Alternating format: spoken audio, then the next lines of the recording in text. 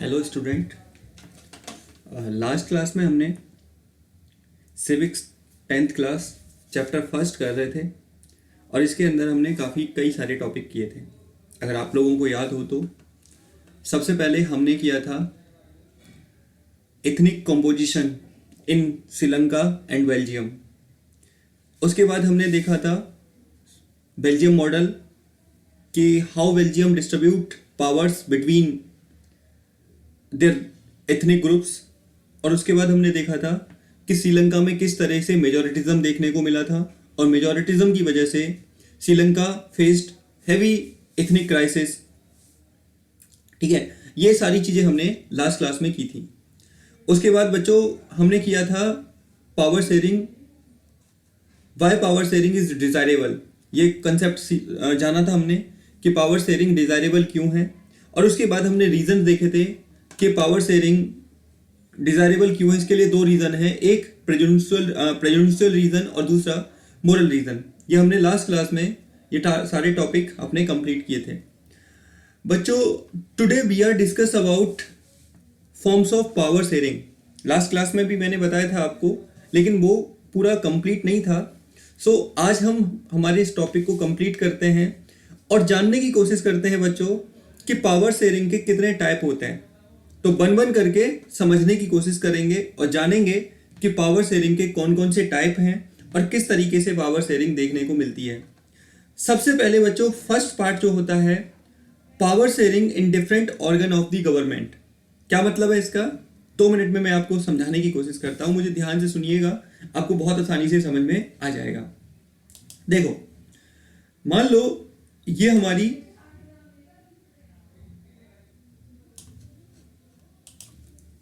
तो देखते हैं जरा power sharing in different organ of government, समझने की कोशिश करते हैं। तो मैं आपको बता रहा था, मान लो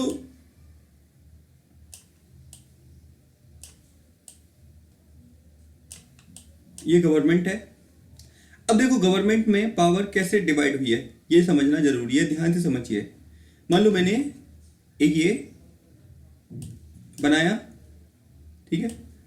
अब मैं यहाँ पे आपको समझाने की कोशिश कर रहा हूँ कि गवर्नमेंट के ऑर्गन्स में कैसे पावर डिवाइड है। आपको पता है गवर्नमेंट के 3 ऑर्गन है mainly.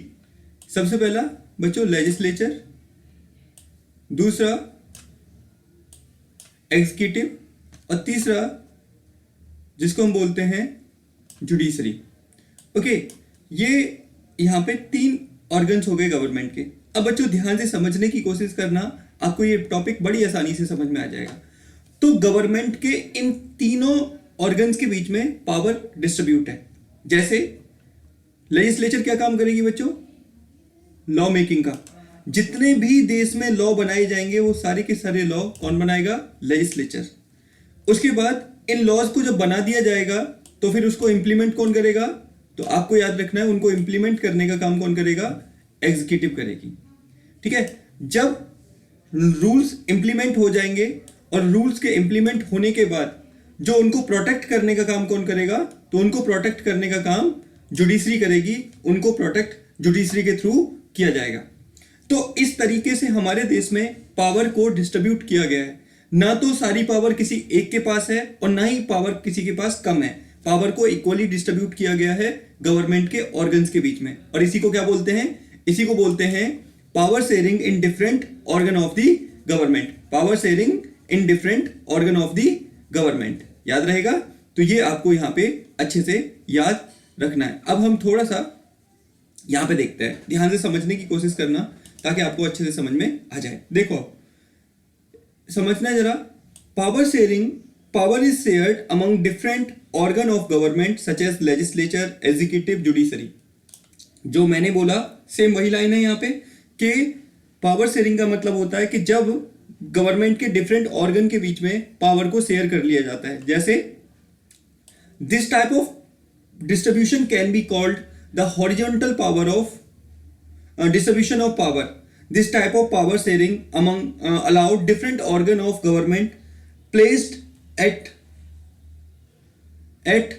the same level to exercise different power.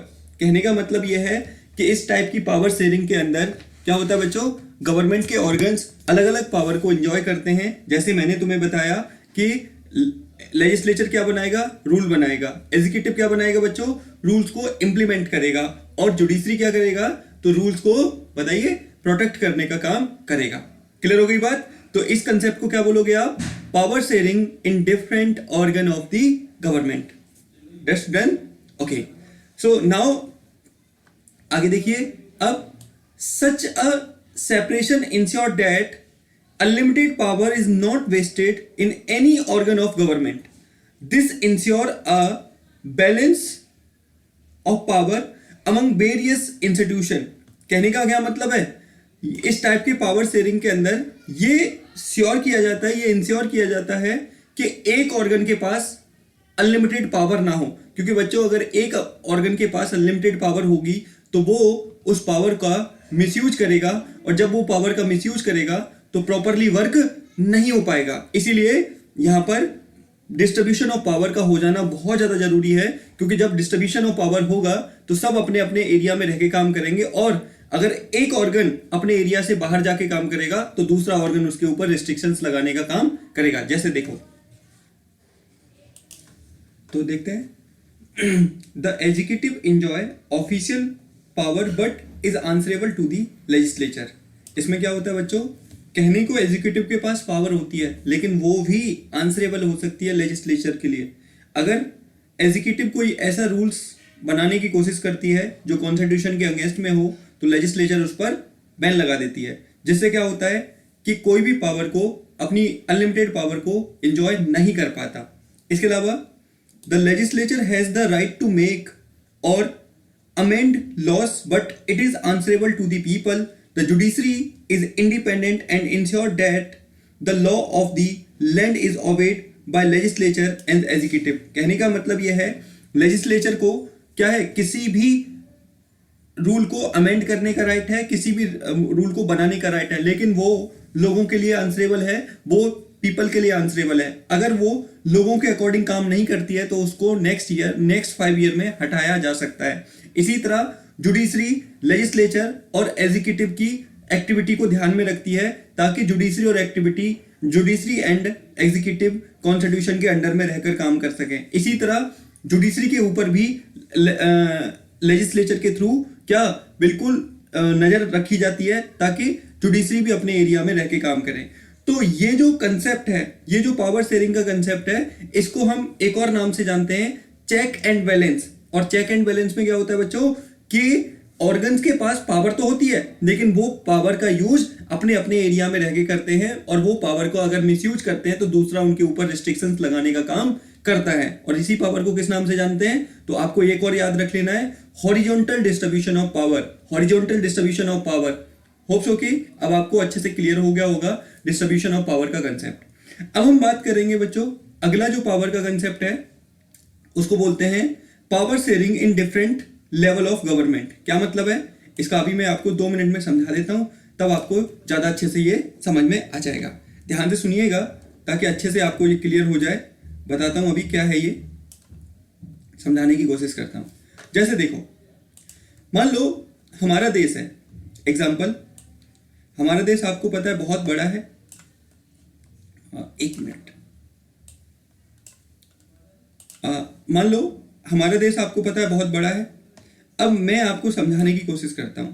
अब इतने बड़े देश को एक गवर्नमेंट नहीं चला सकती, तो हमने क्या किया है, एक पिरामिड की शेप में अलग अलग गवर्नमेंट बनाई है। एग्जाम्पल समझने की कोशिश करना। जैसे मान लो टॉप पर हमारी कौन सी गवर्नमेंट होगी, उस गवर्नमेंट को हम बोलेंगे कौन सी बच्चों, सेंट्रल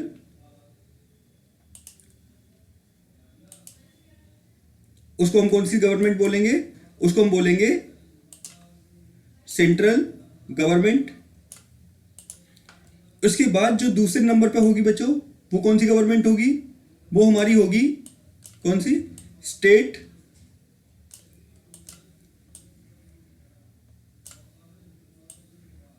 गवर्नमेंट। और उसके बाद जो ये लोकल नीचे वाला रीजन होगा, यहां पर कौन सी गवर्नमेंट होगी, तो यहां पर होगी लोकल गवर्नमेंट। अब समझने की कोशिश करो क्या मतलब है इसका। देखो, यहां पे बोल रहा है पावर शेयरिंग, समझने की कोशिश करना, क्या बोल रहा है, power sharing at different level. अब यहां पे देखो, सेंट्रल गवर्नमेंट के पास अपनी अलग पावर है, स्टेट गवर्नमेंट के पास अपनी अलग पावर है, और लोकल गवर्नमेंट के पास अपनी अलग अलग पावर है। तो इसी को क्या बोलोगे आप, कि हमने सरकार के जो डिफरेंट डिफरेंट लेवल हैं उनके बीच में पावर को डिस्ट्रीब्यूट किया गया है। क्लियर, मेरी बात समझ में आ रही है आपको? ठीक है, चलो अब देख लेते हैं एक बार वहां से, तब आपको और अच्छे से ये क्लियर हो जाएगा। ध्यान से समझने की कोशिश कीजिएगा ताकि ये कंसेप्ट आपको बिल्कुल क्लियर हो जाए और आपको चीजें अच्छे से समझ में आ जाए। ठीक है, चलो देखते हैं जरा क्या है, अब यहां पे समझते हैं और जानने की कोशिश करते हैं। देखो बच्चों, power can be shared among government at different level. Usually a central government is responsible for the entire nation, and state government are responsible for different unit of the federation। क्या मतलब है इसका बच्चों? इसका मतलब है कि जो सेंट्रल गवर्नमेंट होगी वो पूरे देश के लिए रूल बनाएगी, उसका एरिया पूरे देश में होगा, जबकि स्टेट गवर्नमेंट सिर्फ और सिर्फ अपने स्टेट तक सीमित रहेगी, वो अपने स्टेट में रूल बनाएगी। एग्जाम्पल, अब हमारी सेंट्रल गवर्नमेंट है, जो हमारे प्राइम मिनिस्टर हैं मोदी जी, अब उनके अंडर में जो पूरा देश आता है, जबकि दिल्ली की गवर्नमेंट किसके अंडर में आती है, हमारे जो चीफ मिनिस्टर हैं जिनका नाम क्या है, अरविंद केजरीवाल जी। तो कहने का मतलब यह है कि जहां सेंट्रल गवर्नमेंट पूरे देश एंटायर कंट्री को देखेगी, तो वहीं स्टेट गवर्नमेंट सिर्फ और सिर्फ स्टेट को देखने का काम करेगी। क्लियर हो रही है बात? आगे देखते हैं। आगे, there is clear cut demarcation or subject which come under the union government and those which come under state government. However, there are some subject which come under the concurrent list. Both state and center government exercise power on such subject. कहने का मतलब क्या है, हमारे क्या होता है बेटे, जब पावर को शेयर किया जाता है गवर्नमेंट के बीच में, तो कुछ पावर ऐसी होती हैं जिनके ऊपर रूल बनाने का काम सिर्फ और सिर्फ सेंट्रल गवर्नमेंट करेगी, जबकि कुछ पावर ऐसी होती हैं जिनके ऊपर रूल बनाने का काम सिर्फ और सिर्फ स्टेट गवर्नमेंट करेगी। एग्जांपल देखो, मान लो हमारे देश में डिफेंस है, डिफेंस किसके अंडर में आता है, हमारी जो भी आर्मी है वो किसके अंडर में आती है, सेंट्रल गवर्नमेंट के अंडर में, जबकि पुलिस किसके अंडर में आती है, स्टेट गवर्नमेंट के अंडर में। समझ रहे हो मेरी बात? इसके अलावा रेलवे किसके अंडर में आता है, हमारी सेंट्रल गवर्नमेंट के अंडर में, जबकि हमारा जो रोडवे ट्रांसपोर्टेशन होता है, खास करके बसेस, वो किसके अंडर में आता है, स्टेट गवर्नमेंट के अंडर में। तो इस तरीके से पावर को शेयर किया गया है स्टेट लेवल पर, सेंट्रल लेवल पर, और लास्ट में एक और आती है लोकल गवर्नमेंट। और लोकल गवर्नमेंट का तो बच्चों काम क्या होता है, बिल्कुल छोटे लेवल पे होती है, जिनको हम जिला पंचायत, नगर पंचायत, म्यूनिसिपैलिटीज, ये सारे नामों से जानते हैं। तो होप्स हो कि अब आपको ये क्लियर हो गया होगा। अब हम बात करेंगे अगले जो टॉपिक पर, और उस टॉपिक को क्या नाम है, उस टॉपिक का नाम है बच्चों, समझने की कोशिश करना उस टॉपिक को, और उस टॉपिक का नाम है, इसी के अंदर है, power sharing among social group. Power sharing among social group. तो जानने की कोशिश करते हैं कि क्या होता है। अब सबसे पहले आपके दिमाग में आना चाहिए बच्चों, सोशल ग्रुप का मतलब क्या होता है। देखो, सोशल ग्रुप का मतलब होता है, हम हमारे आसपास देखते हैं, हमारे आसपास बच्चों अनेक टाइप के लोग होते हैं, जैसे हिंदू हैं, मुस्लिम, सिख, ईसाई, SC community, ST community, OBC and different. ये क्या है, ये सारे के सारे ग्रुप हैं। तो हमारे देश में पावर को इस तरीके से डिस्ट्रीब्यूट किया गया है ताकि इन लोगों के पास भी पावर रहे। तो देखते हैं जरा क्या है ये। पावर में also be shared among different social groups. In a diverse country like India, there are various social, linguistic and caste group and power is shared among each group। क्या बोल रहा है? बोल रहा है बच्चों कि पावर को बहुत सारे सोशल ग्रुप्स में भी शेयर किया जाता है। जब कोई कंट्री बहुत ज़्यादा डाइवर्स होती है, याद करिए बेल्जियम का, डच को भी पावर दी थी, फ्रेंच को भी पावर दी थी, और यहाँ तक कि जर्मन को भी पावर दी थी। सेम हमारे देश में भी बहुत सारी लैंग्वेज हैं, बहुत सारे सोशल ग्रुप्स हैं, बहुत सारी कास्ट हैं, बहुत सारे अलग अलग लैंग्वेज बोलने वाले लोग हैं। तो हमारे देश में भी इसी तरह पावर शेयर की गई है ताकि हर ग्रुप के पास पावर हो। For example, people from the minority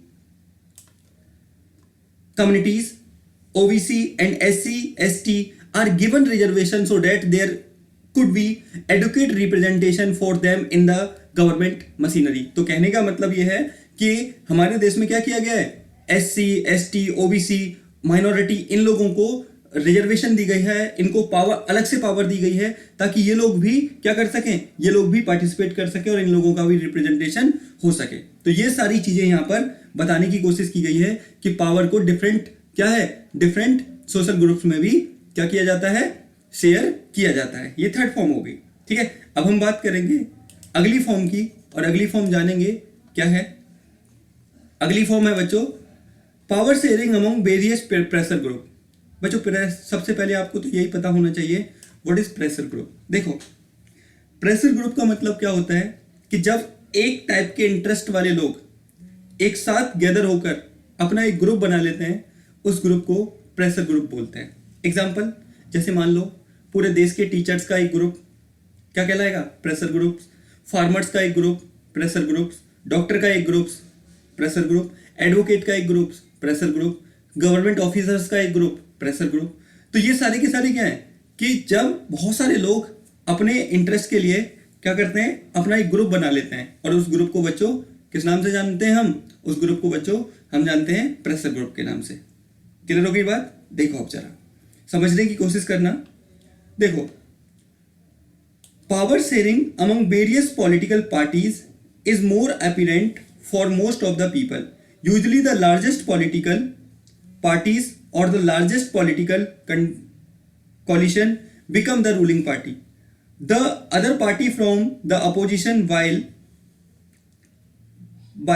opposition is not in power, it is responsible for the seeing to it that the ruling party function as per the basis of the people. अब देखो तुम्हें पता है, क्या पता है, तुम्हें पता है किसी भी पॉलिटिकल पार्टी के अंदर, किसी भी देश के अंदर दो टाइप की पॉलिटिकल पार्टी होती हैं। एक पॉलिटिकल पार्टी जिसको रूलिंग पार्टी बोलते हैं, जैसे सरकार, जिसके अंडर में सरकार होती है। जैसे अभी सेंटर में रूलिंग पार्टी कौन है, तो उसका नाम है Bharatiya Janata party, BJP. Opposition party कौन है, कांग्रेस। बहुत सारी पार्टियां हैं अपोजिशन में। तो रूलिंग पार्टी का काम क्या होता है, देश के लिए रूल बनाना। जबकि अपोजिशन पार्टी का काम क्या होता है बच्चों, ये देखना कि जो रूलिंग पार्टी रूल बना रही है क्या वो लोगों के फेवर में है, क्या लोगों के लिए सूटेबल हैं। अगर सूटेबल हैं तो ठीक है, अगर वो सूटेबल नहीं है तो वो उनको क्रिटिसाइज करने का काम करती है। ठीक है, अब ध्यान से सुनना। इसी तरह कुछ प्रेशर ग्रुप के बारे में भी हम बात करेंगे। ठीक है, अब समझने की कोशिश करना। Pressure groups also get their share in power. For example the trade union, ASSOCHAM, student union etcetera. यानी कि यहां पे क्या बताया जा रहा है कि कुछ प्रेशर ग्रुप होते हैं। मैंने अभी आपको बताया प्रेशर ग्रुप क्या है। Pressure group is a group of people, they share their common interest. यानी कि प्रेशर ग्रुप लोगों का एक ऐसा ग्रुप है जिसमें बच्चों क्या होता है, एक इंटरेस्ट वाले लोग आते हैं। जैसे मैंने बताया ट्रेड यूनियन, ठीक है, स्टूडेंट, इसके अलावा टीचर्स का यूनियन, इनके लोग, इनके बीच में भी पावर को शेयर किया जाता है। ठीक है, देखो to get some power by certain mechanism, representative of these association become part of many decision making bodies and thus enjoy their share of power। कहने का मतलब इन सारे ट्रेड यूनियन के लोग, स्टूडेंट यूनियन के लोग, टीचर्स यूनियन के लोग, ये लोग सरकार के साथ क्या करते हैं, उनके एसोसिएशन में पार्टिसिपेट करते हैं और रूल बनाने में हेल्प प्रोवाइड कराते हैं। तो इस तरीके से प्रेशर ग्रुप्स के बीच में भी पावर बटी हुई है। तो कहने का मतलब क्या है, हमने ये देखा कि हमारे देश में जो पावर शेयरिंग है वो कई तरीके से बटी हुई है। सबसे पहले मैंने बताया गवर्नमेंट के ऑर्गन्स के बीच में, जिसको हमने हॉरिजॉन्टल डिस्ट्रीब्यूशन ऑफ पावर कहा। फिर मैंने बताया power sharing at different level, central government, state government, local government मैंने बताया। फिर आपको बताया power sharing among social group, मैंने कहा different social group also shared power distributions, मैंने SC, ST, OBC इनको बताया। फिर power sharing among various pressure groups के बीच में भी पावर को शेयर किया जाता है। मैंने आपको ये सारी चीजें डिस्कस की, सारी चीजें आपको बताने की कोशिश की। ठीक है, अब हम जरा 2 मिनट के लिए अपने देश में देख लेते हैं क्या इंडिया में भी पावर को शेयर किया गया है। अगर किया गया है तो कैसे किया गया है समझने की कोशिश करना। देखो, India is a democratic country, people of India elected their representative through direct franchises. कहने का मतलब यह है हमारा देश एक डेमोक्रेटिक कंट्री है और डेमोक्रेटिक कंट्री होने के नाते हम लोग हमारी गवर्नमेंट को खुद इलेक्ट करने का काम करते हैं। अब हमारे देश में भी प्रॉपर पावर शेयरिंग के कंसेप्ट को एक्सेप्ट किया गया है। कैसे? सबसे पहले टॉप पर central government are responsible for the entire country. Central government पूरे देश के लिए रूल एंड रेगुलेशंस बनाने का काम करती है और सारे के सारे काम सेंट्रल गवर्नमेंट के थ्रू किए जाते हैं पूरे देश के। पहली चीज।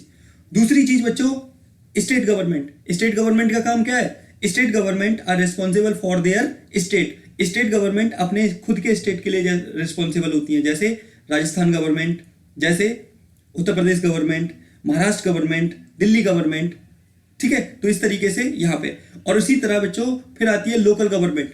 हमारे देश में लोकल गवर्नमेंट का भी कंसेप्ट है, जैसे एमसीडी, जैसे आपका पंचायतें। तो इस तरीके से हमारे देश में भी प्रॉपरली डिस्ट्रीब्यूशन ऑफ पावर का शेयर कंसेप्ट अप्लाई है। हमारे देश में भी पावर को शेयर किया गया है। जैसे देखो, on the basis of principle of democracy is that people are source of political party.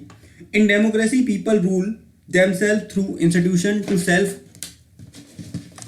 self governance. In a good democratic government, due respect is